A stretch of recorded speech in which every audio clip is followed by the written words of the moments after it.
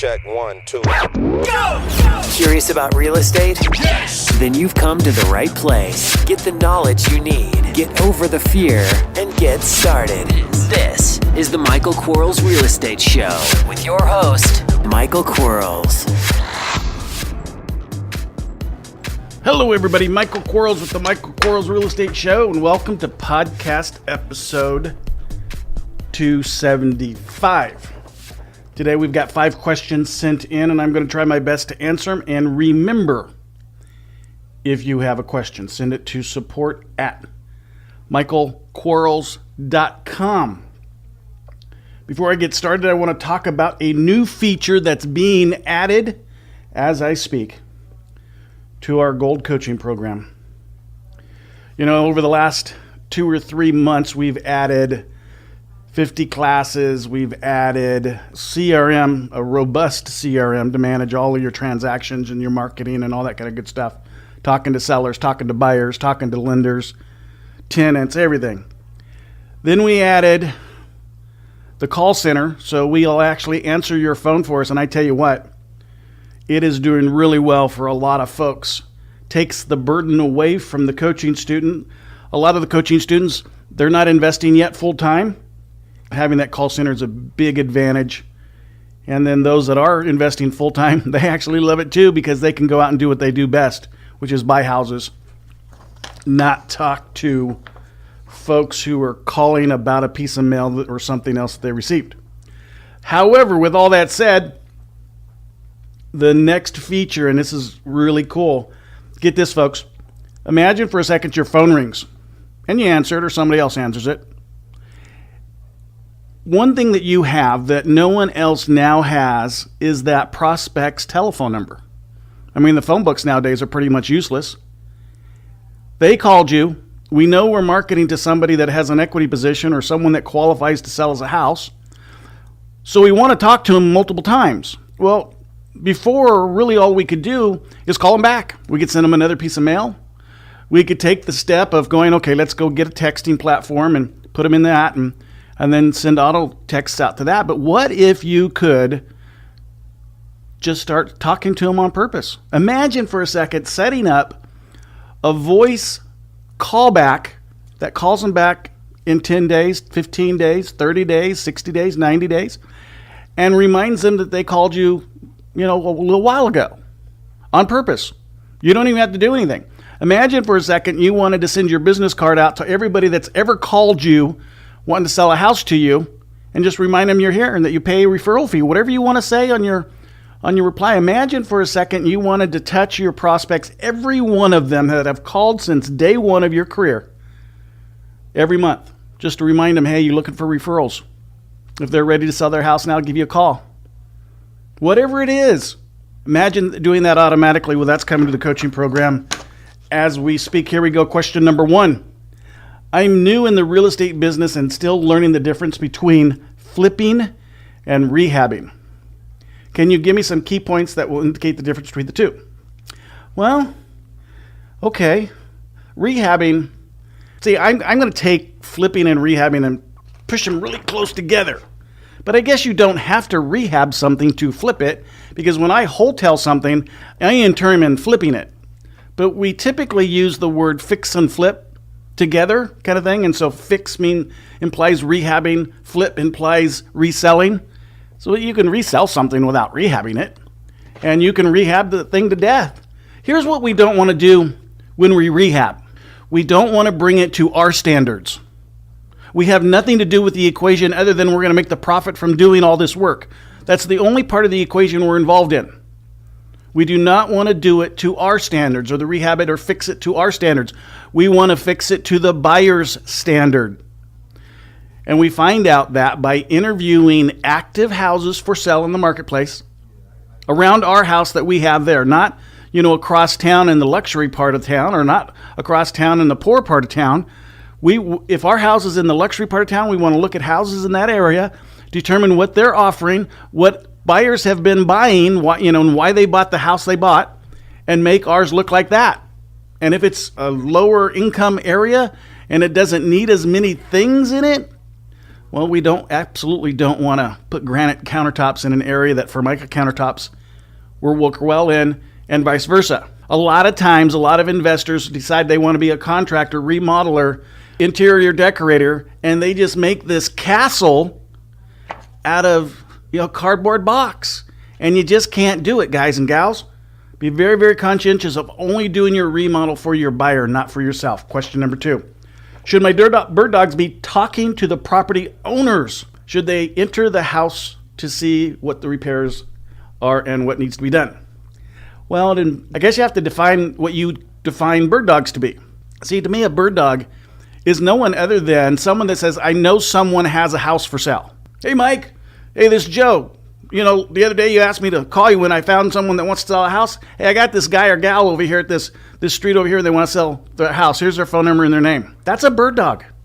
Now, a buyer who works for me as a vice president of my corporation, because I need them to be an officer of my corporation to be able to enter into an agreement and start negotiating on my behalf.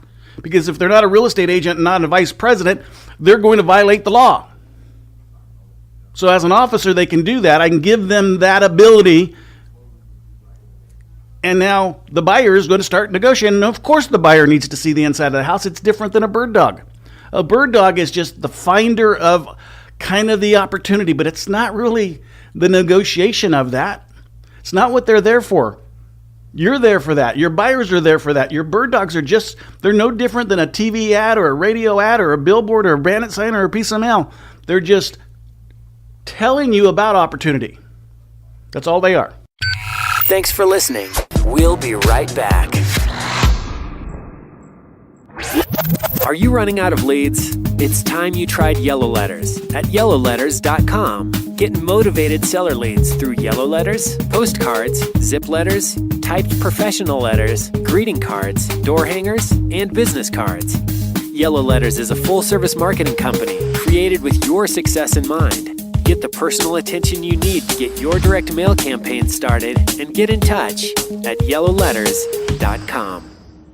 And we are back in 3, 2, 1. Is email marketing as effective as direct mail marketing? No, not at all. I send out a bucket load of mail and I send out a bucket load of email marketing. And I can tell you that my direct mail pulls big time over email. The problem with email is, if you think about it, how long does it take you to get your email? Now, I get my email on my smartphone, okay? My iPhone's pretty smart. But my wife doesn't. She doesn't check her email. She can get it, but she doesn't check it like I check mine. I get a text. I'm gonna answer that text. I'm gonna look at it. It's gonna remind me. But no, direct mail. Yeah, direct mail all day long. It's tangible. They get to look at it. They get to hold it. They get to feel it. They get to imagine the call to action. It's hard to do that with a text message. An email message. It's really hard to do that. It's real tough. It's just junk mail. And people know that. Question number 4. How much cash reserve should I keep for income property? Is it proportional to the revenue?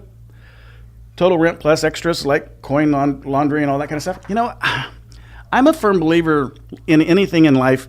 You need to have cash reserves to pay you 6 months of your life.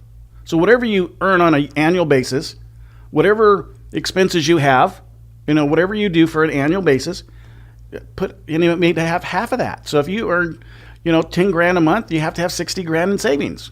Well, if you earn $10,000 a month for your rentals, I think that would be reasonable. I think it's a good benchmark. Now, is that practical? Probably not. But you ask me, how much? And I'm not a big passive earner from a real estate perspective. I like passive income from a business perspective. I create businesses that create passive income. So the business itself is the passive income earner. I don't need to work in the business to earn money from it. So because I can make more money doing that than I can by rentals. Now, there are a lot of folks that have made lots and lots of money with rentals. I talked to a billionaire not too long ago. A billionaire, yeah, that was with a B. And he got all of his money from rentals. He loves them. He has 30,000 plus units kind of thing. So, yeah, it worked for him. Not too many of him, though, okay? So I'm not a big passive income person, but I want 6 months worth of reserves. So whatever that it means for you, Good question. Question number 5. What steps are crucial to take to brace for a recession in the real estate business? Oh my goodness. Great question. And it's going to come. It's going to come. It's going to go away. It's going to be successful. It's going to have a recession. It's going to go away. We're going to be successful. Okay. We just know this. I like the water faucet concept.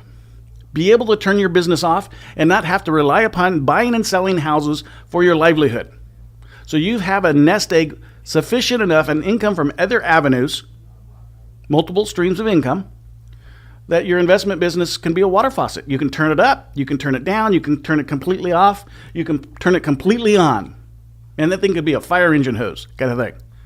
Or it can just be a drip, drip, drip kind of thing. Yeah, man, you have some reserves, guys and gals. I preach about this a lot. To myself, to my people I care about a lot. But every day, pay yourself. I don't care what amount of money you settle on.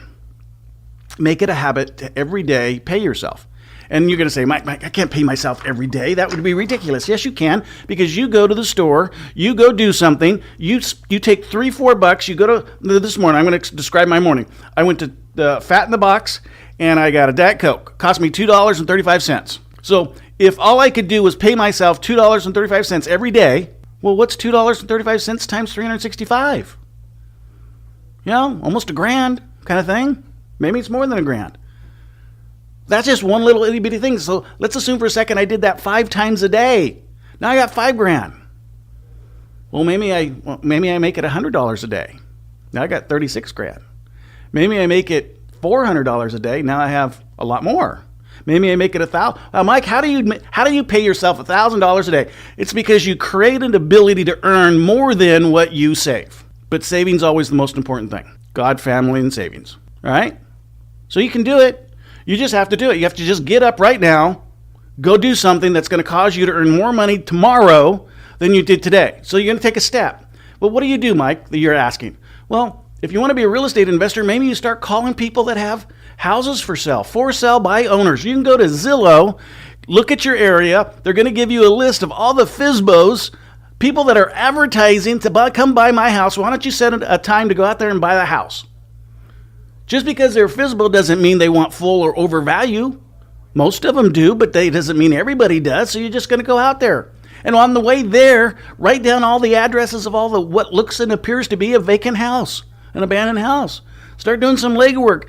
Talk to the neighbors of those houses and say, hey, do you know who the owner is? How long has it been vacant?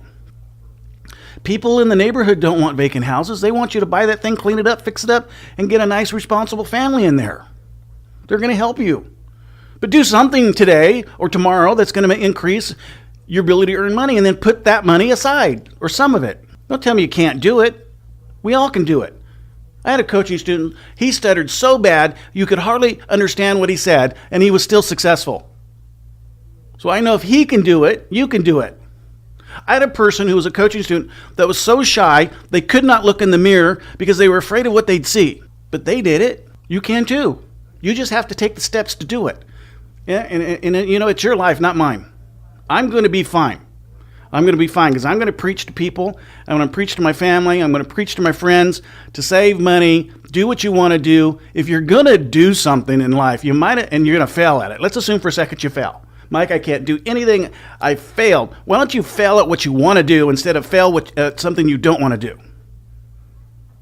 Okay? Why don't you fail doing something you want to do? But maybe if you get the right kind of coaching, you'll succeed at what you want to do.